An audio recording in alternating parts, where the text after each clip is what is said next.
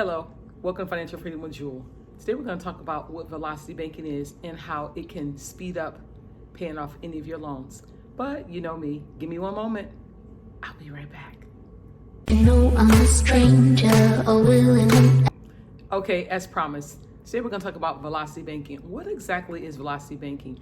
Velocity banking is basically a method that's strategically used to speed up paying off your loans, whether it be a car loan, credit card, student loan debt, mortgage, in record time. The goal of it is to eliminate the amount you pay in interest and to hit the principal at an accelerated pace. Okay, here's an example.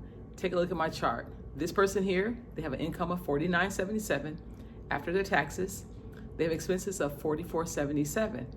And their cash flow, you guys, that is how we use velocity banking. They have a cash flow of $500 left over at the end of every single month. But because I know I've done it, if you don't target your money and tell it where to go, you're going to wonder where it went. You have to be strategic with that $500.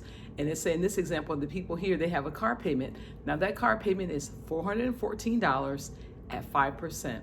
If we break that down further, they're putting $322.59 on the principal when they make their payment. The bank is actually saying, okay, $322 is going to go to your principal, and we're going to go ahead and we're going to send $91 to the interest. That is the bank's way of saying, thank you for your service. Because I loaned you my money, this is the cost of doing business. Now, this right here, I think it was like a 5-year loan, you guys. And this loan, maybe 5 or 6. But anyway, I digress. If they continue on that cycle, they're going to give the bank $2,900, basically $3,000 in interest alone just to borrow their money. And they're also going to have more time in that loan. So with velocity banking, because we have $500 here, we're going to take that $500. Now remember, with velocity banking, the method that I use and I encourage others that I support and I help is to always allot fun money. Fun money is something like your nails, your hair, outings, fun things you enjoy doing at the end of every single month. Make it a part of your budget, only because if you don't have something that you're actually seeing, you're working on your budget, right? But you want to be able to say, while I'm working on my budget, I do want to be able to have a good time and have fun. That way you're not feeling like, oh my gosh, this is like a diet, it's so restrictive. Allot your fun money. You want to go out to eat? You want to go ahead and go to the movies? Take that money out. This budget right here has all those considerations in it.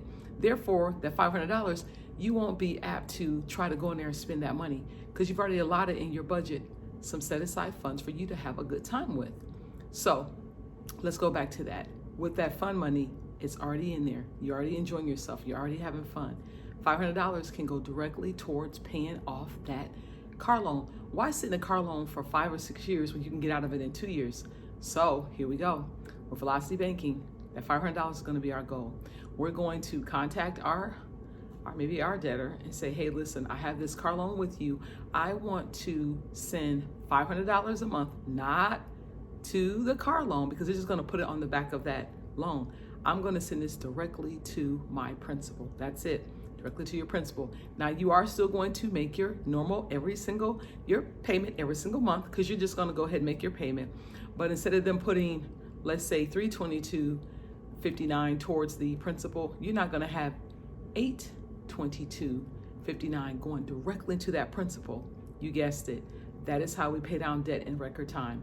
People think, well, you know what? It's just basically paying extra payments. Yes, it is. It's all that, but you're being strategic and you're targeting that not once every year, not once every quarter or once every 6 months. You're doing that every single month, thereby eliminating the bank, charging you all the extra interest, also paying that car off on record time. Typically with cars, when it comes to that 5 or 6 year, they're pretty much ready for a trade-in. But in this case, let's just hope that you keep that car up and you get your oil changes, you get all those things you have to do, your liquids, your fluids, and all those things changed out. That way that car is going longer than what you maybe anticipated for it to go, okay? So if you continue to use this velocity banking strategy, remember, it's just basically working with positive cash flow. Now, there are videos where you can actually follow along to show you how to actually find cash flow. I had a couple who they were high earners and we looked at their finances and like, oh, we bring $11,000 a month. But guess how much they spent out a month? $11,000 and I want to say $11,020. They were over their budget by $20 every single month. They're like, where's our money going? Well, we just said, you know what? When it comes down to it, you guys have all these loans, you're managing them well, but at the same time, you're doing a loan. Let's look at taking out, yes, I'm going to add it, a line of credit, because they did not have any cash flow. They couldn't see it. So what we did was we did a line of credit for that couple.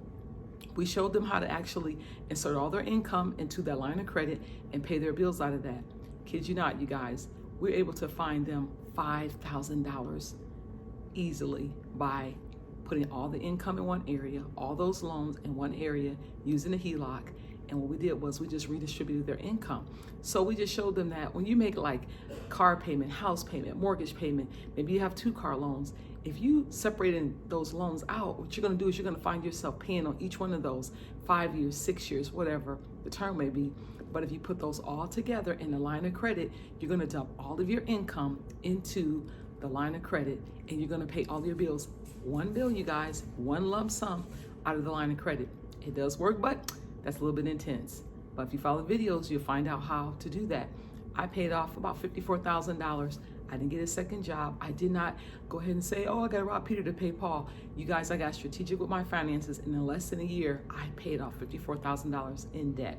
Matter of fact, in that short period of time, I actually paid off a car, brand new car, in record time.